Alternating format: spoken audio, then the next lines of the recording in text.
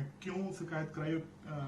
क्या दिक्कत थी आपको जो आपको थाने तक पहुंचना पड़ा और शिकायत करनी पड़ी एफआईआर दर्ज करानी देखिए, जब से ये कुंभ में मैं थी तब से जैसे ही मेरा वायरल होना स्टार्ट हुआ, मेरे नाम से कुछ फर्जी आईडीज बनी, फेक आईडीज बनी सोशल मीडिया पे, मैंने उनको इग्नोर किया।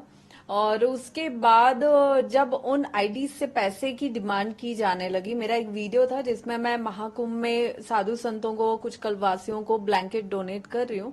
वो वीडियो उन लोगों ने मतलब डाउनलोड करके अपनी आईडी पे अपलोड किया, उस पे अपना स्कैनर लगा के, और फिर उस वीडियो को उन्होंने सर्कुलेट किया डोनेशन मांगने के लिए।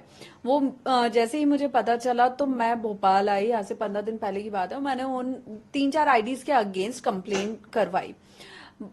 उस वक्त मुझे उन 3-4 आईडीज का पता था, लेकिन भोपाल से जस्ट दूसरे दिन जाने के बाद मेरे सामने धीरे धीरे बहुत सारी फेक आईडीज आने लगी, और उसके बाद मेरे सामने एआई के जो एडिट वीडियोस हैं वो आने लगे। जब वो सारा हुआ तो उससे मैं मेंटली बहुत ज्यादा डिस्टर्ब हो गई। और इन वीडियोस पे, जो फेक आईडी पे वीडियोस डले हुए थे, जो भी फोटोज डली हुई थी, उसमें ये दिखाने की कोशिश कर रहे थे कि भाई आप जिनको साध्वी मानते हो वो देखो क्या कर रहे हैं, वो तो आपका महाकुंभ में आपसे पैसे कमाए हैं और वो जाके दुबई में उड़ा रहे हैं। इस तरह के वीडियोस बहुत ज्यादा। और मुझे तो ये नहीं समझ में आता है कि कुछ लोगों ने जो रोस्ट कर रहे हैं, ट्रोल कर रहे हैं, उन्होंने ये चला दिया कि हर्षा रिछारिया ने महाकुंभ से इतने पैसे कमाए हैं। तो हर्षा रिछारिया किस आधार पे पैसे कमाती है? हर्षा रिछारिया ने वहां कोई दुकान तो लगाई नहीं, वहां कोई बिजनेस किया नहीं। हर्षा रिछारिया कोई साध्वी संत थी नहीं, वो बराबर बोल रही थी, तो हर्षा रिछारिया को दान दक्षिणा देने का सवाल नहीं उठता है। तो हर्षा रिछारिया कैसे पैसे कमाती है? हर्षा रिछारिया वहां अध्यात्म की खोज में गई थी, साधु संतों से मिलने गई थी, उनका आशीर्वाद प्राप्त करने गई थी, वही करके वो लौटी है। फिर जब मैं वापस आई और जब मैंने वो सारे एआई के एडिट वीडियोस देखे, जिससे मैं बहुत ज्यादा, मैं भी और मेरी फैमिली भी डिस्टर्ब हुई, और कोई भी फैमिली डिस्टर्ब होगी अपनी बेटी के ऐसे वीडियोस देख के, तो उसके बाद मैं वापस भोपाल आई और मैं साइबर सेल गई। वहां पे मैंने सारे जितनी भी आईडीज थी, करीब 55 के आसपास वो आईडी हैं, जिन पे मैंने पूरी कंप्लेंट करवाई हुई है। और ये दूसरे धर्मों की कुछ ज्यादा ही हैं, क्योंकि वो ये दिखाना चाह रहे थे और वो ये जताना चाह रहे थे कि भाई आप जिनको साध्वी मान रहे हो वो कर क्या रही हैं। तो वो युवा मुझसे ना जुड़े, मेरा नाम खराब हो जाए, और मैं धर्म की ये जो बात करती हूँ वो मैं ना करूं, उसके लिए सब करवाया गया है। तो क्या आप लग रहा है आप टारगेट किया जा रहा है? बिल्कुल टारगेट किया गया है।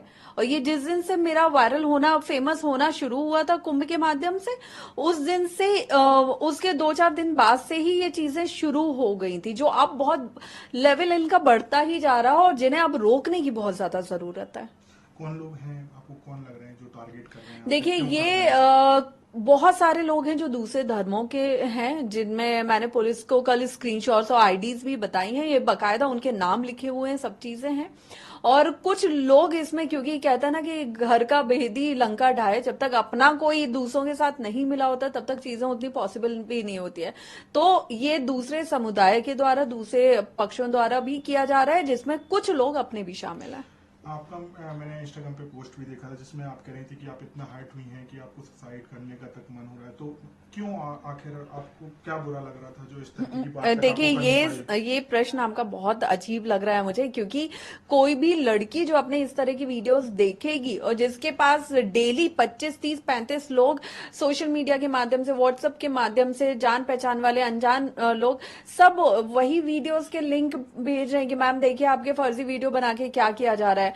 और मुझे हैरानी उस दिन तब ज्यादा हुई जब वही फेक वीडियो कुछ लोग अपनी स्टोरी पे मेंशन कर रहे हैं कि साध्वी जी तो मजे ले रही हैं जिंदगी के। इस तरह आप सोचिए, अगर कोई भी लड़की होगी जो अपना एक नाम बना के चल रही है, नाम बचा के भी चल रही है, उसके लिए इस तरह से टारगेट किया जाएगा, इस तरह से उसकी बदनामी की जाएगी, तो उस पर क्या बीतेगी। और उसके बाद भी जब मैंने पहली बार वीडियो देखा तो मैंने ईश्वर से यही निवेदन किया था कि भगवान ये वीडियो मेरे घर तक ना पहुंचे। और मुझे याद है जिस दिन पहली बार मेरे भाई ने वो वीडियो देखा था, उस पर क्या बीती थी, उसकी आवाज मैंने फोन पे क्या सुनी थी ना, ये सिर्फ मुझे पता है। और उस दिन हकीकत में, कि जिस दिन मैंने ये वीडियो जारी किया था सुसाइड वाला, उस दिन मैं कुछ ना कुछ गलत कदम उठा लेती। मैं इतनी ज्यादा मानसिक रूप से प्रताड़ित तो हो चुकी थी, टॉर्चर हो चुकी थी, कि मुझे नहीं समझ में आ रहा था मैं क्या करूं, क्योंकि जो चीजें वायरल हो गई उनको आप कैसे रोकोगे। पुलिस से भी आपको क्या आश्वासन मिला है? आपने एफआईआर दर्ज कराई है तो देखिए क्या मैंने बोला? एफआईआर दर्ज करवाई है और जितने भी फेक आईडीज थी 55 के करीब उन सब के खिलाफ करवाई है और पुलिस ने इन्वेस्टिगेशन चालू भी कर दिया है। उन सब के यूआरएल भी हमने दिए हैं तो सब पे इन्वेस्टिगेशन हो रहा है। उनके सोर्स का भी पता लगाया जा रहा है कि कहाँ से वो पहला वीडियो शुरू हुआ सर्कुलेट होना, वो भी पता लगाया जा रहा है और वो आईडीज किस किस के द्वारा बनाई गई हैं वो भी पता लगाया जाएगा। तो ये सारी कार्यवाही बहुत जल्दी होगी। हर्षा जी, मैंने आपको देखा प्रयागराज में, तो आपका उद्देश्य क्या है? अब आप किस तरफ आगे बढ़ने वाली हैं? क्या अध्यात्म की तरफ या साध्वी की तरफ, या जो आप मोटिवेट नए लोगों को, युवाओं को करना चाहती हैं उसी तरफ बढ़ेंगे? देखिए हर्षा रिछारिया अब महाकुंभ में किस दिशा में जाएगी यह हर्षा को भी नहीं पता था, क्योंकि हर्षा रिचारिया सोच के आई थी कि मैं ज्ञान यहाँ से प्राप्त करके बहुत सारे साधु संतों का आशीर्वाद लेके जाऊंगी, लेकिन महादेव ने कुछ और ही निश्चित किया हुआ था, वो पूरी दुनिया को देखने को मिला है। अब आगे वाला रास्ता मैं साध्वी बनती हूँ या नहीं हूँ, ये खुद में एक प्रश्न है, क्योंकि हो सकता है मैंने साध्वी बनना सोचा हो लेकिन महादेव ने वो ना सोचा हो सकता है मैंने एक ग्रस्त जीवन सोची हो लेकिन महादेव ने वो ना सोची हो। तो आपके सोचने से कुछ नहीं होगा। दूसरी चीज कि मेन मोटिव मेरा यही है कि मुझे धर्म के रास्ते पे आगे बढ़ना है, धर्म के लिए काम करना है अपने एनजीओ के माध्यम से। युवाओं को जो हमारे धर्म को नहीं समझते हैं, जो ये सोचते हैं कि नहीं सब बराबर है, भाईचारा ही सब कुछ है, उनको बताना है कि भाईचारा किसी एक के सोचने से नहीं होता है। हर रिश्ता तभी चलता है जब दोनों पक्ष बराबर का सोचें। दूसरी चीज कि आने वाले एक हफ्ते के अंदर अंदर मैं धर्म के लिए एक बड़ा चीज सामने लाने वाली हूँ, एक बड़ी घोषणा करने वाली हूँ जिसमें युवाओं को मैं अपने से ज्यादा जोड़ के काम करूंगी। तो ये मीडिया के ही माध्यम से, क्योंकि मुझे लगता है मीडिया आज के टाइम में वो एक बहुत बड़ा सपोर्ट होती है जो आपकी बात को दुनिया के सामने रखती है। तो मीडिया के माध्यम से ही मैं अपनी बात अगले एक हफ्ते के अंदर लोगों तक पहुंचा दूंगी।